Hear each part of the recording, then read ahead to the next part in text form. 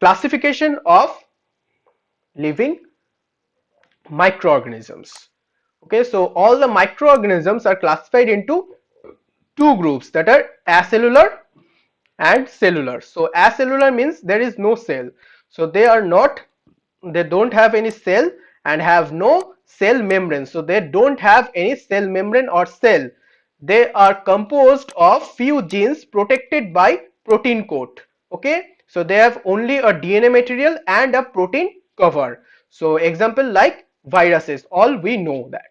And they can live and reproduce only when inside a living cell. So inside a living cell only they can reproduce and live. Okay, so this is the acellular group, the microorganisms. And the cellular type microorganisms are further classified into prokaryotes and eukaryotes. So prokaryotic microorganisms have no nucleus, they don't have any nucleus and have no membrane bound organelles. So they don't have any membrane bound organelles like mitochondria, Golgi bodies or ER complex. Okay, but prokaryotic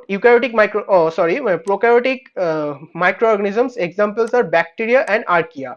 And eukaryotic microorganisms have true nucleus, they have a membrane bound nucleus and many membrane bound organelles like mitochondria, protoplast, ER complex, Golgi bodies.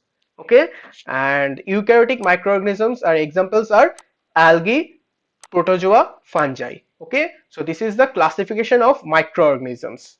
Okay, acellular, cellular, and in cellular they are classified into prokaryotes and eukaryotic microorganisms. Okay, so move on to the next topic, that is field in microbiology. What are the fields are present